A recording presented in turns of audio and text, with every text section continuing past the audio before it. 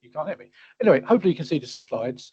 So I think today's session is a sort of called it 11 pragmatic tips for implementing new or emerging technology. Well, we'll focus very much on emerging technology, although emerging is quite subjective, but we can come to that a bit later. So just to dive into the details. Whoops. Yep. So sorry, something happened there. Got a bit carried away. So I mean, I've done a few of these before for iExperts. Hopefully, you may have read this blurb before, but I'll shoot through to it. So primarily, I'm an advisor or project manager to primarily in financial services. I've worked across different areas of financial services with a lot of exposure to technology. Some of it emerged and some of it clearly not emerged. And I've published a number of books on technology management and done a few other odds and sods there. So we'll skip over that because obviously that's not important. But so basically, I wanted to look at this probably in four main areas. The first is to have a quick discussion on what is an emerging technology with some examples, which is sections 1 and 2, and then run through what the actual tips are, the whole purpose of the presentation, and then we can do a bit of a wrap up and conclusion at the end. So what is an emerging technology trend? So obviously, as you probably know, you're a technology-driven society. I've probably been a bit older than most of you. I do remember when technology wasn't the centre of the world, but it obviously clearly is now. The society is how drive the technology development itself.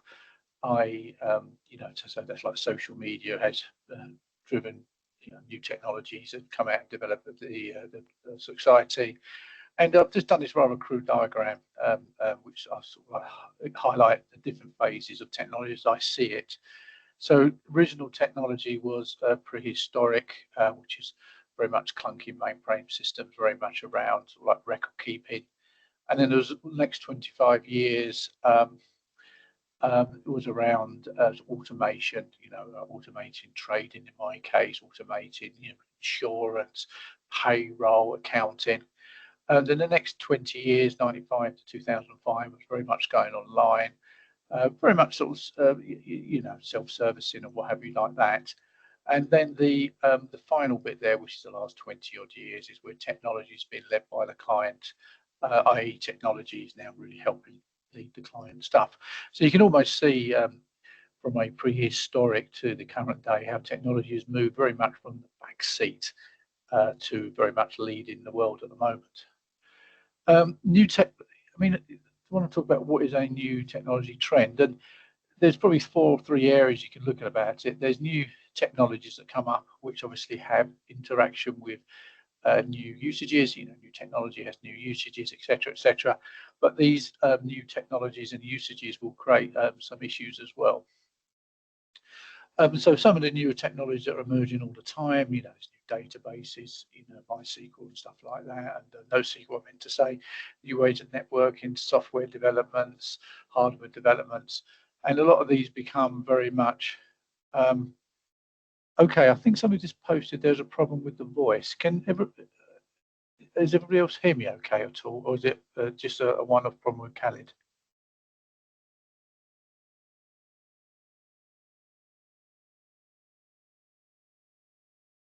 I can't see Marshall typing. Okay, that's fine. My voice is good. I haven't been called that many times. Anyway, so we'll crack on. So there's new technologies always coming along, which has all new usages, new technologies, creating new business needs like online banking, tracking social media, increased usage. The downsides, obviously, there's an increased reliance on technology, 24 by access. But what you tend to find is new technologies will come the norm pretty quickly. It's very quickly how internet online access, you go back 20 years ago, was very new, but now it's just, you can't even imagine a world without it. But the challenge these new technologies, they create new issues. Society now is very, very reliant on technology. Imagine trying to do anything with technology. It creates issues like cyber risks, social issues. You hear about all the bullying done on social media, and people very uncomfortable using technologies. Employment issues, new skills, etc., and complexity and risk. All these new technologies all get plugged together, and you end up with a completely spaghetti of complexity, which is almost impossible to follow. So what is a new emerging technology trend? And this is quite a subjective area. And I've done similar presentations on this before. This often creates a hell of a lot of debate, but I think for the purposes for the half hour or so we got together, if you could sort of bear with me, it's a relatively new technology. I mean, obviously it will be emerging if it won't be new. But it does have I always think a new technology or an emerging technology has to have a record of being used. It's not a completely new piece of technology that's in research like quantum computing, which sounds absolutely wonderful if it could work, but it's still years, if not decades away from being sort of like ability to be rolled out mainstream. And also it has to um, um, be not vaporware, and also its technology may not be mainstream. Secondly, it must have provided some sort of benefit to society. So one of the newer technologies you could argue is around cloud computing. That's provided benefits to society and stability and sharing data and hopefully cost cutting. And those benefits can be very much along the lines of social, i.e. provide some benefit to social, financial, i.e. lower costs or cheaper prices, and sort of like encourage the use this. But I think the key point here is the second set of bullet points. Why it's a relatively new technology, it has to have a record of being used, and is not some sort of like some sort of vaporware or something that's in research or research and development at the moment. And using some examples, and again, I've just picked some random examples. Remote working, while not technically an emerging technology, it's a new trend. It's ability to work remotely, and it obviously gives lots of driven by work-life balance and was COVID-19, but that's carried on. Yeah, and there's also very much a number of challenges around there: reliance on staff, infrastructure, cyber securities, and going all the way down there, cost. Self-servicing, this is very much online customer self-servicing or vendors or suppliers. Again, products are now so complex, people want access to 360 days per year, 24 hours per day access. COVID-19 helped that or hindered that, the way you look at it. And there's various challenges around being pragmatic, clear, accurate data. Again, I'll come to this bit more detail later on. Machine learning, which is possibly the most overused phrase in the world at the moment, is driven by understanding patterns and trends, and will help servicing products and customers. But the key piece around machine learning, from my personal experience, is it needs to have a clear business reason. People get carried away with the technology. You need to start small and grow gradually. And machine models are built using machine learning models are built using historic data, which is basically means historic data doesn't always represent the future. So if you get a new trend coming out, you could have some issues. Second thing is always to make sure the models work. It's all very interesting to have these great models, but if they bring out some real rubbish and garbage, you're actually worse off. Needs new skills and capabilities and ways of thinking. You need governance in place, and people often don't like being monitored and reused in some sort of experiment, as they see it, which is not understandable. Robotic process automation. Again, it's sort of, I always call this like workflow on the light, or cheap workflow light. Again, very using a bot to imitate the process of a person. Again, it's really being rolled out more and more than I would actually think. I was quite surprised when I was doing some research on this. It proves automation, but it doesn't. Do not underestimate how much time it takes to set up. Again, it needs a business case or a clear reason to do it. And the second bullet point now from the bottom, the penultimate, RPA, while it was very good, you can actually contemplate a right pig's breakfast of the whole thing being a complete mess. Allowing any other, Internet of Things or the Internet of Everything, depending on who you're talking to, it allows any object or a thing to be added to the Internet. It could be photocopiers, security sensors, wearables, televisions, mobile phone, anything really, ankle bracelets for those who are in trouble with the police. It proves automation and gives you much. One of the good things also is around collection of time and accurate data. But again, clear business reasons, these are all very similar-ish. But one of the biggest challenges you have down there is actually, from personal experience doing an Internet of Things, is the bottom three. Power supply dependent, no point having a tool that's monitoring if the battery goes flat. Remote maintenance, if the Internet thing is on the top of a floodlight at a football stadium and you need to maintain it, good luck with that. Hope you've got a ladder. And network dependency, again, if you've got items that are very and you lose your Wi-Fi or your 3 or 4 or 5 or even 6G, is the case we're getting to now, is all it is effectively a lump of plastic that has no use at all. Natural language processing, again, I think this is one of my favourite ones, actually, to be honest with you. It basically allows human communication, both inbound and outbound. What it allows is under drivers, scalable customer servicing, so you don't have to have thousands of people working the phones. But you're just going to have a computer doing it, so it's very scalable, which gives you some efficiencies, which is management speed for cutting costs. And also it allows you to collect data as well, which is always quite useful. Again, it's not a silver bullet for everything. Looking at some of those bullets there, you need to select the uses wisely. You need a good infrastructure. There's no point having no people on the phones and you're completely reliant on natural language processing, and suddenly you lose your servers. That's going to be an awkward one because you can't do any customer servicing. Most of the communication will be inbound, so that's why you have to spend a lot of time trying to understand questions and communicating. You need to ensure there's sufficient vocabulary and lexicons to understand, which is lexicons, I think, Latin phrase, I think, for phrases and what people are trying to say. And the last one there is social acceptance. One of the key points there is that I know from personal experience, I'm not always comfortable talking to a computer, to be honest with you. If I've got a major issue with my bank or transaction I don't understand, the key thing I want to do is speak to a human. Regardless of whether they're based in the UK, India, Japan, Australia, or South America, I'd rather speak to a human to discuss it, not a computer. So there's a lot of social acceptance issue there. Cloud computing, probably this is more of an emerged trend now. You guys all know this better than I do, I guess. Computing resource covering data storage and processor power. Drivers, cost and scalability, that's the main two, to be honest with you. Challenges, various there. Again, I won't go through them all because there's a few better slides on the end. But the key point from my experience is choosing your provider very carefully. Make sure a provider you can make sure you can trust him or her or they. Understand where your data is going to be stored. I think I did a presentation for iExperts probably a while ago, actually, earlier in the year, if not late last year, on data security. And people get very nervous if their data is stored in countries they're uncomfortable with. So you have to make sure you're comfortable with the data stored, and also if there's any data regulation around there, make sure there's sufficient coverage and regulatory protection there. The final point down there also is regulators, spelled wrong, are taking a real interest. The penultimate one here is big data, and basically trying to store lots and lots of data together in some sort of coherent format. It allows you to, under the drivers, to understand historic behaviours to hopefully predict future events or behaviours. You can take lots of data in and try and train people's behaviours. Again, that obviously overlaps with machine learning.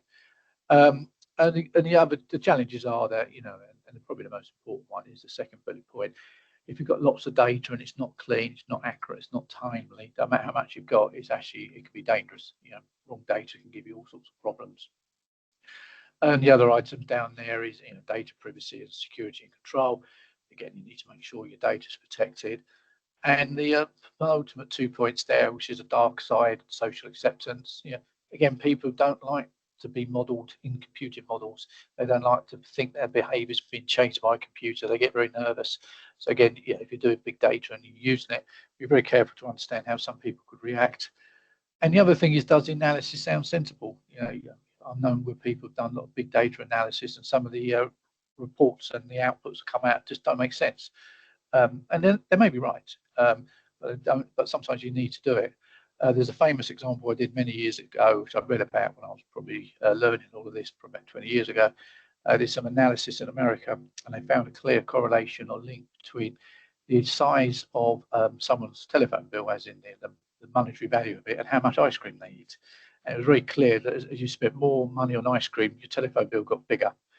And there was no link between those two. There was a third link, which was actually disposable income. So therefore, while there was a clear link, it wasn't caused by a big tub of ice cream. You can spend more time on the phone. So you have to be sort of like think through it. And green computing or climate change type stuff. This is ensuring technologies are more environmentally friendly to combat climate change. Again, this is an interesting one. There's a lot of climate denial around it. To be honest with you, I'm in my mid-50s and live in the UK, and I can tell you it's a lot hotter now in the UK was when I was in my teens, and it's also a lot colder in the UK in the winter in my teens. So I don't think climate change is a lie. I think it's a real thing there, and I think if computers can somehow help make and reduce climate change or try and minimise climate change, it would be fantastic. But you know, the challenges are: what is greenness? How do you benchmark it? Then this benchmark, once you work it out, you need to define a green strategy, and it involves lots of small changes. You know, having higher or lower energy sapping printers, data storage, customers, suppliers, etc. It's not cheap. It does take time. But on the positive side, you can use your greenness or your climate change compliance as a selling point. You know, social groups, customers, Gen X particularly, so sorry, Gen Z, big pardon, are very green and they will look after it. But unfortunately, the downside is that new technologies require a large amount of processing power. So you know, you can put all these new, great, big, fantastic servers into doing your machine learning and big data. But the challenge you have there is it's very much along the lines of, you know, it's going to potentially cause an environmental issue. And there's many others. I mean, I've listed a few of them here. To be honest with you, I just stole this off a slide I found somewhere on ChatGPT. And some of this stuff's quite interesting. Quantum computing, I think, a little bit away on that from actually working. 5G and even 6G sounds good. I mean, 5G is rolled out in parts of the UK, but 6G, I'm not too sure yet. Going further down, you know, autonomous self-driving vehicles. Contrary to what you read in the press, we're still a long way away from them being approved in most countries. It's all right having some autonomous vehicles, but it's not so much the autonomous. It's does the software work, and not everybody drives in a rational way. And going down to space technologies, etc. So what I've done there, hopefully quick, and I'll probably just shot through that a little bit quicker than I would hope to, is try and explain what emerging technology is with some examples. So I think just to recap, is an emerging technology is something that's relatively new. It may not be, won't be mainstream, otherwise it'd be emerged, but it is something out there that's live and is providing some sort of benefit to society, be it customer improvements, cutting costs, suppliers, and society generally. But the main crux of the presentation, which I'm going to run through now, is very much the tips for successfully implementing these new emerging technology and supporting trends. The key point here is that the basics for implementing a new technology trend is the same as any technology trend. You know, there's probably extra things you need to look at depending on the technology, but the basics of implementing technology probably haven't changed since the 60s or 70s. As I said, there's a few extra hints and tips that need to be taken into account. And there's a total of 11 hints and tips, which I'll come to in a sec. So hopefully you can see across the top, there's 11 boxes, and we'll go through each one by one. So the first point about any emerging technology that's been implemented, a firm or an organisation, council, body must have a clear reason to implement it. You know, it very much is, for example, you know, keeping support the business growth, keeping up with competition, i.e., more cases, ensuring that you don't fall behind. Does it need to support any legal changes? You know, a lot of people have brought in natural language processing to ensure that they can, particularly in financial services in Europe and America, is around to ensure that they can answer telephone calls within an agreed amount. Any of these new technology changes or emerging technology changes would need to be viewed as a large strategic change, and which basically means they need to be treated by respect, involvement from senior management, you know, money needs to be put away, etc., etc. So they can't be sort of done on the side of a desk initially. And the last one is don't implement technology for the sake of implementing technology. The amount of people I've seen is implement some sort of, going back many years, sort of robotic process automation because they thought it was a clever idea or they thought they were smart, but doesn't actually really give any real benefit to the business apart from making things more complicated and hard to go. The second one is these newer technologies, especially if people get carried away with the machine learning phrase or those sort of areas like that. They tend to try and implement the technology too quickly because they get carried away with it. Therefore, yeah, any technology is a as you guys know, is a challenging process, and it should be taken gradually with regular review points. So if you're rolling out, you're moving all your data onto the cloud, or you're looking to move, just thinking automation or workflow, or even something along the lines of big data and machine learning algorithms or deep learning, you need to take it step by step. Don't go aim for the end. Take it piece by piece by piece by piece by piece, and with review points, so you never feel like you're running away or losing control.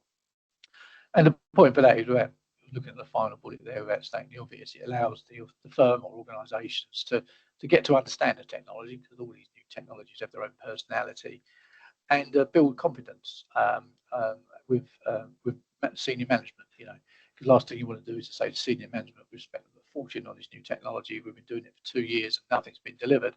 Much better to say we deliver bit by bit every 6 months or 3 months, 5 months, or something along those lines. All industries are governed by a complex set of regulations. Don't always make sense. I personally don't always agree with them, but they are there, and you can't pick and choose unless you're a politician which laws to follow. And I would expect the amount of this regulation as these new technologies become mainstream, and very much firms and organised society depends on that these new technologies will become far more regulated in a way. And I said before there that even though there's some little specific regulation, there is still existing regulation, and one of them is data protection, which is as complicated as anything you can think of.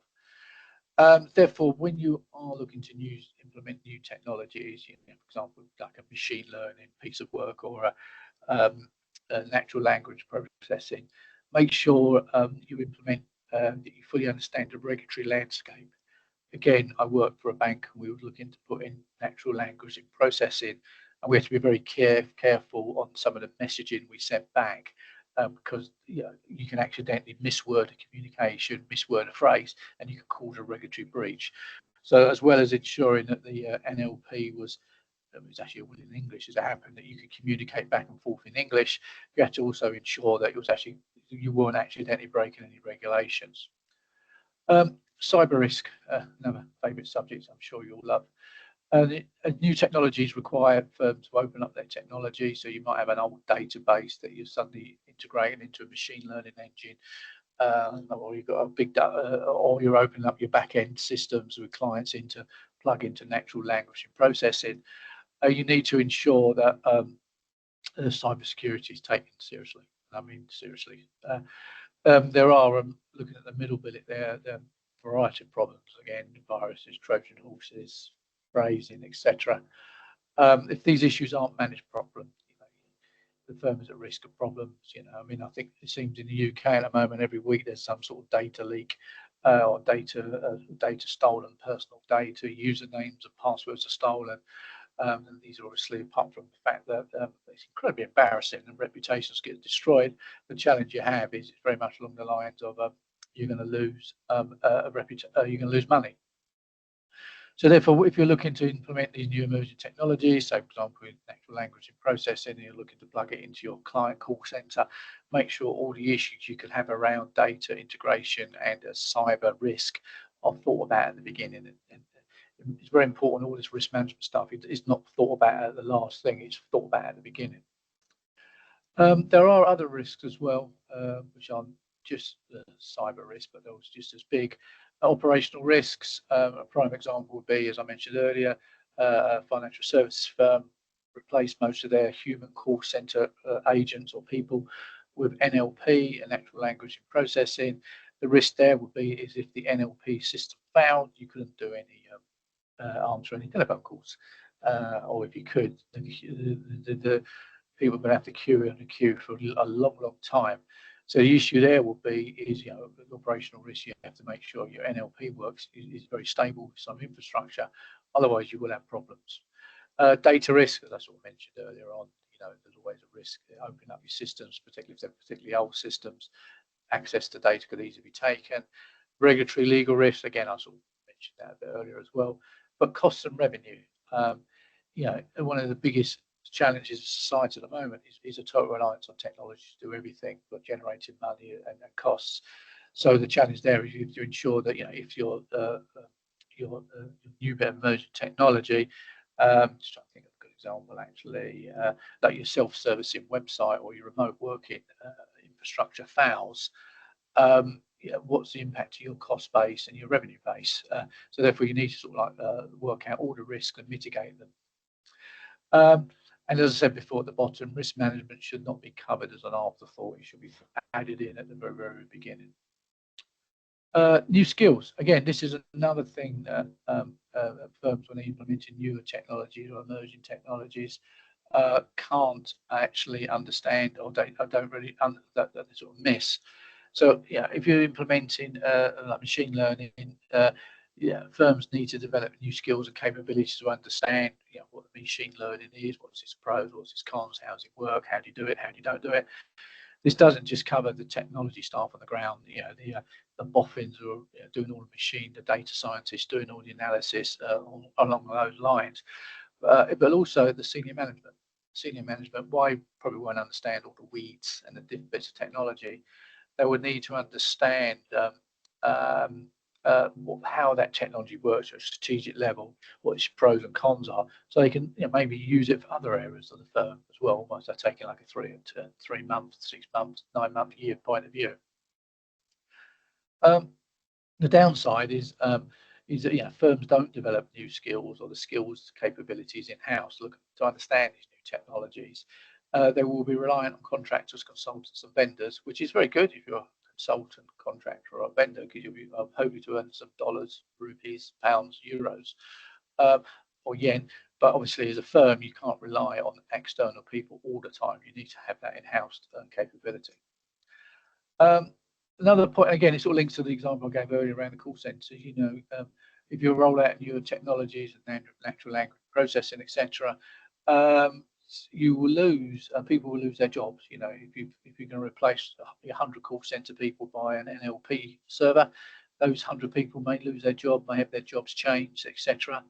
And haven't worked on many offshore in outsourcing redundancy jobs. I can tell you it's not a pleasant thing at all. In fact, it's quite horrible, to be honest with you. Therefore, you know, it's important that when you do this implementation, if staff are losing their jobs, then tasks to be scheduled in the plan, in the process, etc., are as pain-free as possible. So, you know, people are treated with respect, and also, more importantly, in a strange way, and this has been rather cold-hearted, is all the relevant legislation is followed correctly. Otherwise, you'll end up with a court case and reputational challenge. Infrastructure, as in technology infrastructure. For example, you know, if you're looking to roll out these new technologies, let's say, for example, you're looking to roll out some big data analysis, machine learning type stuff, you'll need a robust infrastructure. I mean, obviously, you know, you're running through different software or different cycles of machine learning algorithms. You might want to have a sort of like production run, a test run. Yeah.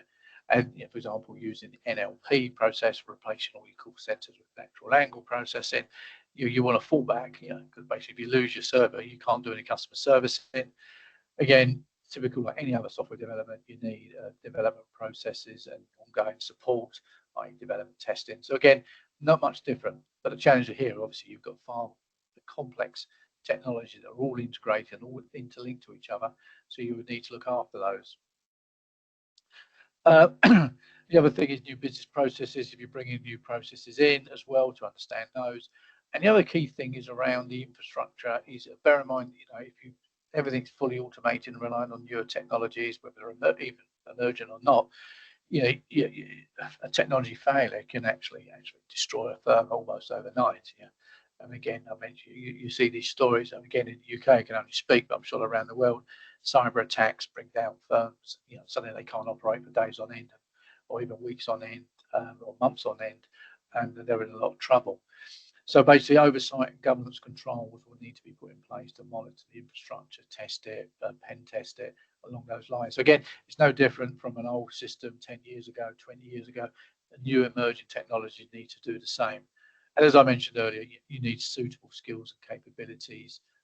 Again, the data is obviously critical. I mean, all of these new technologies, but nearly all of them are very much reliant on data. NLP, you need voice recognition, you need a history of learning what lexicons and phrases are said. Machine learning by the nature is the same. Big data's got a lot of data in. Self-servicing, remote working, they all need solid, timely data. So therefore, firms need to understand what data is required and where they can obtain it. Sometimes, obviously, they can get it from client databases, but again, you could be going to archaic databases to import it into more new systems. So therefore, firms will need to develop processes and controls to ensure that data is sourced correctly, stored correctly, is timely and accurate. The amount of times I've seen where you've got data that could be accurate from two different data sets, but one's 3 or 4 days behind the other, they don't tie up. So basically, again, without knowing that is actually dangerous. The next one I think is probably one of the more interesting ones. Any new technology has social acceptance issues. It took my dad, who's long gone now, many years to actually use a hole in the wall machine to get his pound notes out the wall, because he didn't trust a hole in the wall machine. And I must admit, it took me several years, several decades ago, to be comfortable with online banking and what have you. But now they're almost like breathing the air. They're totally reliant on them. So basically, any customer staff will need to be comfortable using the new technology. I mentioned earlier, a lot of people aren't very comfortable speaking to a machine. They're very uncomfortable that machine learning algorithms are looking to change their behaviours, and so on. So basically, you have to really make sure that's done. So basically, if you're implementing these new technologies and you're worried, and you should be worried about social acceptance issues, you need to make some provisions for them before go live. And that may be staff training, customer training, speaking to customers, giving customers help desks, etc., along those lines. Therefore, you can't assume just because you're happy with the technology, they will be happy with it. There are certain generations, and it tends to be the older generations, are more nervous about it. And the last point here to mention is all these new technologies shouldn't be looked at in isolation. For example, if you're doing deep learning, you'll need a hell of a lot of big data, if you know what I mean, to get that data in. So you need all the issues you've got with big data need to be looked at. You'll probably have to run it on the cloud unless you've got a data center the size of NASA or something along those lines. And on top of that, you've got the various machine learning algorithms on top to do your data analysis. Likewise, if you've got natural language processing call centers, I use this example a few times, mainly because it's quite a good example in a bad way, is that you'll learn things like you'll need access to back-end systems, maybe ancient IBM mainframe stuff. You'd be surprised what's still out there at the moment. That all needs to integrate together, and all these, as they all integrate, they will rely on each other. So therefore, the key point is this becomes a real spaghetti of all different systems, a bit like a circuit diagram or an underground or tram map in the city. And these need to be all linked together. So don't think about, we're just going to roll out a new. I just don't think a good example without using the same example as done before. You're going to roll out a new self-servicing on your website for your customers. You need to ensure that that servicing website can integrate with all the back ends and everything like that. And one of the biggest challenges, again, from personal experience and bad personal experience, is building the systems in isolation is often reasonably straightforward. I mean, when I say reasonably in single quotes, the challenge you have is you need to integrate it with all the other systems that are out there as well. Okay, so that sort of covers all the 11 main points. Just go back one slide. I got a bit carried away. You need to understand why you need it, like a clear business reason. Implement at a reasonably slow and moderate pace. You don't get carried away, but make sure you deliver it on an individual basis, just so you learn the newer technology and ultimately you manage your management to say we're delivering stuff. Make sure you don't fall in any legal or regulatory holes. Last thing you want to do is just tax authorities or the health and safety or financial services or aviation authorities on your back, because once they're on your back, they're very hard to dodge. Remember, you've got cyber risk and other risks. Treat them with respect. Make sure you've got to learn new skills, capabilities. That's not just so much on the lower level, but that's also on the more senior level. So senior management board directors can understand what's going on so they can challenge it and look to use it. Staff will lose their jobs. Build a firm, a solid infrastructure, as in firm infrastructure, to support everything.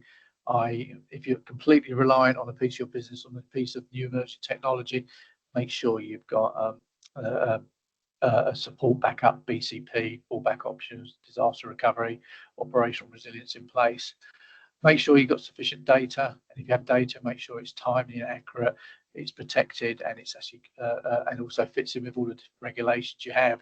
Social acceptance, again, as I mentioned earlier, a lot of people can be very nervous about newer technology, so make sure you're comfortable that they're going to use it and not going to run away.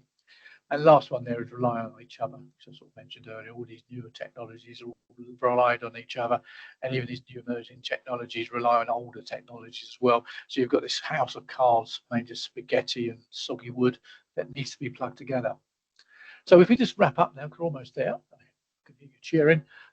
Is new, as I said before, new emerging technologies can provide real benefits to organisations. Whether that's making life easier for staff, automation can actually, and emerging technology, remote access can work.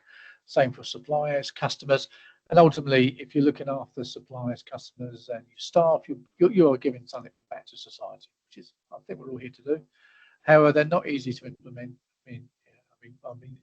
Like even older technologies are hard to implement. Some of these new technologies are very hard to implement. There's obviously a lot of noise around them. But the key point is, as I mentioned earlier, have a clear business reason. Don't do it because it looks nice. Link it to a strategic objective for your firm. Understand the impacts to staff. Understand how much it's going to cost and whether that impacts your profitability. Remember, these newer technologies are incredibly complicated and increase risk, especially as you're going to have stuff in-house data centers, external data centers, all horrible integrations between them. And make sure you don't fall foul of any regulatory or legislation errors, which again, personal experience is far from comfortable. Therefore, I think the key point is emerging technologies are brilliant. Some of the stuff's coming out, and if you look at the newer stuff that's coming, hopefully down the lines in 10 years' time, quantum, self-driving cars, 6G communications, it's going to be absolutely brilliant. But the key point is take care. So therefore, thanks for listening. If you need to speak to me about anything, there's my email, personal website, and my LinkedIn stuff. There's obviously some various books I've written over the years. Most of the stuff from this presentation has been lifted from the one in the middle. So if anybody's got any questions, feel free to email me. I'll send you a copy of the slides so you can distribute them as necessary. And I think Marcel has suggested, can I have a copy of the recording? But Noran, I'll let you answer that.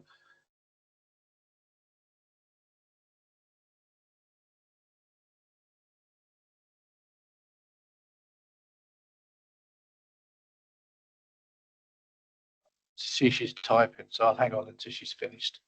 Now, making her nervous now, she's typing live on the telly.